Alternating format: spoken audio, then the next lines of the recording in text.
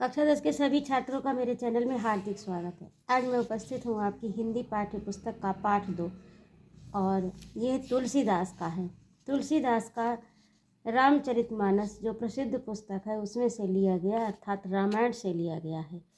और यह धनुष भंग का प्रसंग है, अर्थात सीता स्वयंवर का। इसके 2 भाग आपके हो चुके हैं, आज आपका तीसरा भाग है। तो आइए बिना विलंब किए पाठ प्रारंभ करें। दिस कुंजरहु कमठ अहि कोला, धरऊ धरन धरि धीर न डोला। यानी लक्ष्मण जी बोले, क्या बोले? लक्ष्मण जी बोले कि हे दिग्गजों, यानी दिस कुंजर कहते हैं हाथी को। दिस कुंजरो यानी दिशा रूपी हाथी, कमठ कच्छप अहि कोला। हे दिग्गजों, हे कच्छप, अहि माने शेषनाग और कोला अर्थात 12। हे दिग्गजों, हे कच्छप, हे शेष, हे 12। धरहु धरनी धरि धीर न डोला। डोला धरहु धरनी यानी धीरज धरकर पृथ्वी को थामे रहो। धीर न डोला, ये डोलायमान कंपायमान ना हो पाए, क्योंकि अब रामचंद्र धनुष तोड़ने वाले हैं तो सारी दिशाएं कंपायमान होंगी, पृथ्वी डोलेगी। इसलिए तुम सब कसकर थामे रहो। धरऊ धरनी पृथ्वी को धारण करो, धैर्य धीर धैर्य के साथ पृथ्वी को इस प्रकार से धारण करो कि ये कंपायमान ना हो पाए। लक्ष्मण जी कहते हैं कि हे दिग्गजों, हे कच्छप, हे शेष, हे 12, धीरज धरकर पृथ्वी को थामे रहो जिससे यह हिलने ना पाए। राम चाहे शंकर धन तोरा। रामचंद्र जो है वो शिव जी के धनुष को, धनु माने धनुष, तोरा माने तोड़ना, चाहे माने चाहते हैं, राम शंकर जी के धनुष को तोड़ना चाहते हैं। हो सजग सुनी आयुष मोरा, तुम सब सचेत हो जाओ, सावधान हो जाओ, यह मेरी आज्ञा है। हो सजग सुनी आयुष मेरा, मेरी आज्ञा सुनकर तुम लोग सचेत हो जाओ। चाप समीप राम जब आए, नारी नरिन सुकृत मनाए। जब चाप यानी धनुष के पास, समीप माने पास, राम जब आए, तब नर नारियों ने यानी स्त्री पुरुषों ने अपने अपने पुण्य मनाए, अर्थात सब अपने अपने इष्ट देवताओं को मनाने लगे उनकी सहायता के लिए। सब कर संशय और अज्ञानु, सबका संशय माने शक, सभी का संशय और अज्ञानु यानी अज्ञानता, मंद महीपन यानी राजाओं का अभिमान, भृगुपति केरी गर्व गरुआई यानी सभी का संदेह। यहाँ पर संशय मतलब अवधि भाषा का है तो इसलिए इस तरह से लिखा गया है। सबकर संशय और अज्ञानु, सभी का संदेह, सभी की अज्ञानता, और मंद महीप यानी नीच राजाओं का अभिमान। भृगुपति कहते हैं परशुराम को। परशुराम केरी गर्व गरुआई, केरी माने के, भृगुपति यानी परशुराम की घमंड की, ये घमंड यानी परशुराम का घमंड, भृगुपति केर गर्व गरु आई, अर्थात परशुराम के गर्व की गुरुता यानी भारीपन, जो उनमें यानी अभिमान की अधिकता। अब गर्व तो गरु भारीपन नहीं होगा, तो यहाँ पर उसको अधिक बनाने के लिए क्या कहा जाएगा कि भृगुपति केरी गर्व गरु आई, अर्थात परशुराम के गर्व की गुरुता। मुनि सुर मुनिवरन केरी कदराई, सुर यानी देवताओं और मुनियों की भय यानी जो देवताओं और मुनियों के मन में भय व्याप्त था उसका।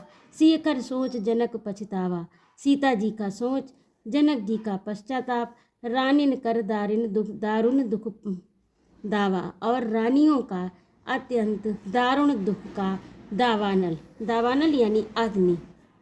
शंभु चाप बड़ बोहित पाई, यानी शंभु चाप, शंभु माने भगवान शंकर, चाप माने धनुष। शंकर चाप अर्थात शंकर जी के धनुष को बड़ बोहित पाई, जहाज बनाकर शिव जी के धनुष रूपी बड़े जहाज को पाकर, बड़ माने बड़े, बोहित माने जहाज को पाकर, चढ़े जाए सब संग बनाई, सब एक साथ समाज बनाकर उस पर चढ़ गए। राम बाहुबल सिंह अपारू, चाहत पार नहीं हो कड़ारू। सब राम का बाहुबल पाकर पार उतरना चाहते हैं, लेकिन कोई भी कड़ारू माने केवट, चाहत पार पाना चाहते हैं, नहीं माने कोई कढ़ारू अर्थात कोई लेकिन केवट नहीं है।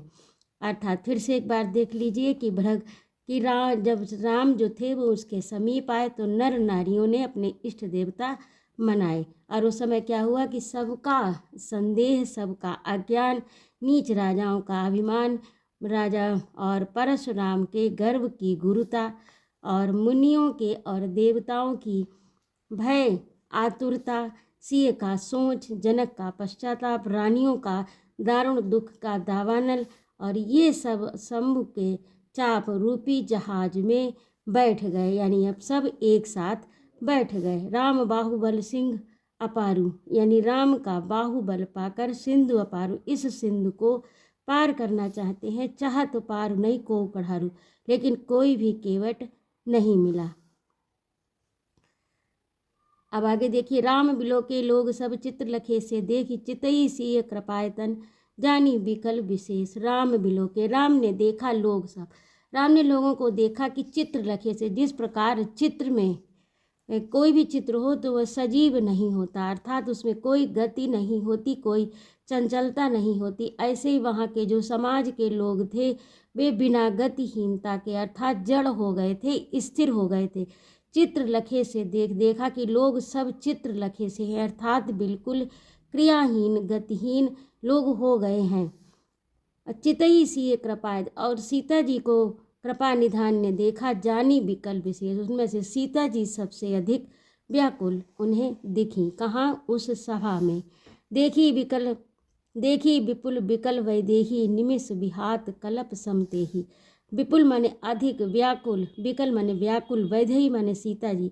राम ने देखा कि सीता जी अत्यंत व्याकुल हैं। निमिष विहात कलप समदेही, निमिष होता है एक समय का बहुत छोटा अंश, जितना पलक गिरने में समय लगता है उसे निमिष बोलते हैं। निमिष विहात यानी विहात माने खर्च हो रहा, कल्प समते ही, एक पल का समय, पलक गिरने का समय एक कल्प के समान व्यतीत हो रहा है, इतनी व्याकुल सीता जी हैं। त्रसित वार विन जो तनु त्यागा, त्रसित माने प्यासा, वारी माने जल, बिनु बिना, जो माने जो, तनु माने शरीर त्यागा, जो प्यासा व्यक्ति पानी के बिना शरीर त्याग दे, मुँह करई का सुधा तड़ागा, उसके बाद में, उसके मरने के बाद में फिर मरा अमृत का तालाब भी क्या कर सकता है। जब व्यक्ति, प्यासा व्यक्ति पानी के अभाव में अपना शरीर त्याग दे तो अमृत के तालाब का क्या औचित्य रह जाता है। का वर्षा जब कृषि सुखानी, समय चूकी पुनि का फजतानी। क्या वर्ष, उस वर्षा का क्या फ़ायदा जब कृषि सूख जाए। कृषि माने खेती, खेती जब सूख जाए तो उस वर्षा का कोई भी अर्थ नहीं रह जाता। समय चूकी पुनि का पछतानी, समय निकल जाने पर फिर पछताना व्यर्थ होता है, क्योंकि फिर कार्य सिद्ध नहीं होता। अस जिय जान जान की देखी, ऐसा मन में विचार कर, जिय जान अपने हृदय में जान विचार कर उन्होंने सीता जी को देखा। किन्होंने? राम जी ने। प्रभु पुल के लखी प्रीत विशेखी, और प्रभु जो थे प्रसन्न हो गए विशेष प्रीति देखकर। गुरहि प्रणाम मनहि मन कीना, अति लाघव उठाए धनु लीना, और अपने गुरु को मन ही मन में प्रणाम किया। अति लाघव, अत्यंत चतुराई से, अत्यंत होशियारी से, दक्षता से उठाए धनु लीना, धनु माने धनुष उठा लिया। दम क्यों दामिनी जिमि जब लयऊ, पुनि नवग धनु मंडल सम भयऊ। दम क्यों दामिन, उस समय बिजली जैसी चमकी। जब उन्होंने हाथ में धनुष पकड़ा तो आकाश में बिजली जैसी चमकी। पुनि नव धनु मंडल सम भयऊ, और आकाश जो था, नभ माने आकाश, धनु माने धनुष, आकाश जो था वो धनु मंडल के समान हो गया। जब उन्होंने अपने हाथ में उस धनुष को लिया तो नव आकाश जो था वो कैसा हो गया? वह धनुष बिजली की तरह चमका और आकाश में मंडल जैसा अर्थात मंडलाकार हो गया। लेत चढ़ावत खैचत गाड़े, काहू न लखा देख सब ठाड़े। काहू किसी ने, लखा माने देखा, देख सब ठाड़े, सब देख रहे थे लेकिन कोई भी नहीं देख पाया। वहाँ पर खड़े हुए जो लोग थे वो सब देख रहे थे लेकिन किसी ने नहीं देख पाया।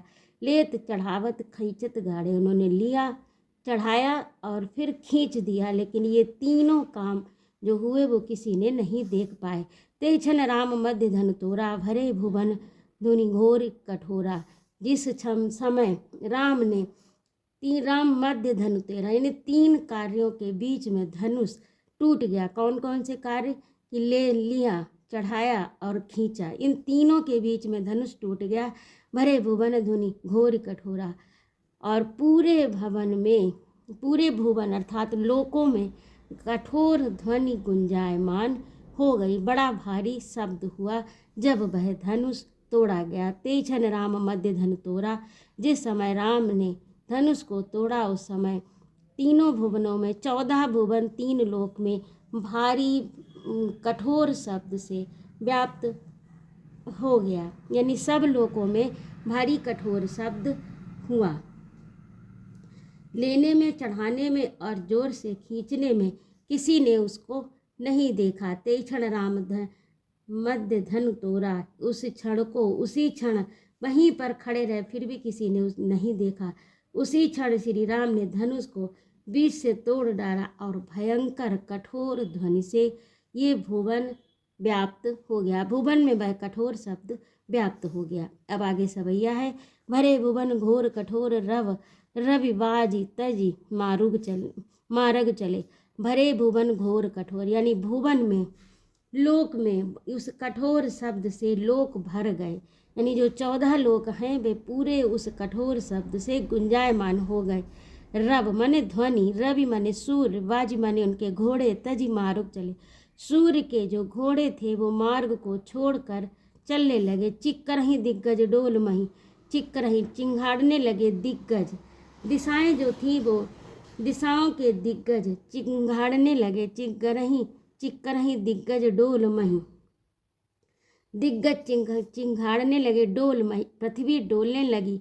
अहि सर्प कोल वाराह कुरुम कच्छप कलमले, ये सब व्याकुल हो गए, यानी शेषनाग, वाराह, कच्छप, जिन पर ये पृथ्वी टिकी है, ये सब व्याकुल होने लगे। इतनी जोर की कठोर ध्वनि पूरे भुवन में, 14 भुवनों में व्याप्त हो गई कि चिक्कर दिग्गज चिंघारने लगे और पृथ्वी डोलने लगी तथा शेषनाग, वाराह और कच्छप व्याकुल हो गए। सुर असुर मुनि कर कान दीने, सुर यानी देवता, असुर राक्षस, सुर असुर मुनि कर कान दीने, अपने हाथों को कानों में लगा लिया।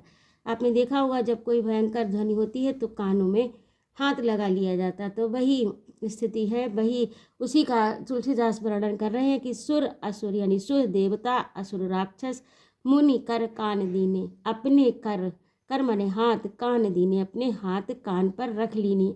सकल विकल विचार ही, सब, सकल माने संपूर्ण, विकल माने व्याकुल, सब व्याकुल होकर विचार करने लगे।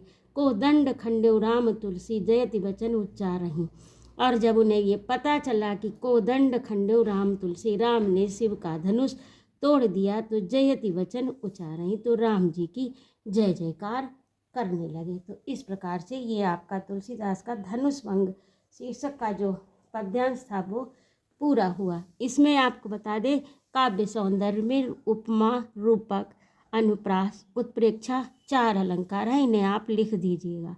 और इसमें दोहा चौपाई, ये दोहा है। दोहा का विधान 13 और 11 का होता है। ये 13 मात्राएं पहले और तीसरे में 13 और इसमें दूसरे और चौथे में 11 और ये 16 की मात्राएं होती। ये एक पंक्ति अर्धाली कहलाती है, और अब ये जो 2 अर्धाली मिलकर एक चौपाई होती। 1 2 3 4 यानी 4 पैर की एक चौपाई होती। तो ये यहाँ से लेकर यहाँ तक एक चौपाई। 16 मात्रा 16 मात्रा 16 मात्रा 16 मात्रा 16 का एक चरण होता है। इसे अर्धाली कहते हैं, और जब ये 2 हो जाती हैं तो इसे चौपाई कहते हैं। और संदर्भ प्रसंग तो आप लिख ही लेंगे। प्रस्तुत पद्यांश हमारी पाठ्य पुस्तक, हिंदी पाठ्य पुस्तक के पाठ 2 तुलसीदास धनुष भंग से लिया गया है। इस तरह से आप लिख लेना। और संदर्भ प्रसंग मैंने बता ही दिया।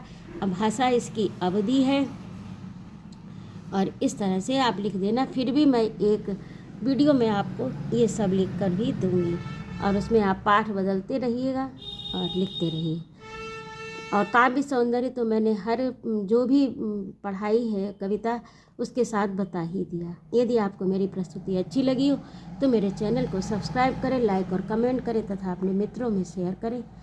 जय माँ भारती। अगला जो अंक है वो आपको वन पथ पर, ये तुलसीदास का एक भाग और रह गया, ये लेकर उपस्थित होती हूँ। जय माँ भारती।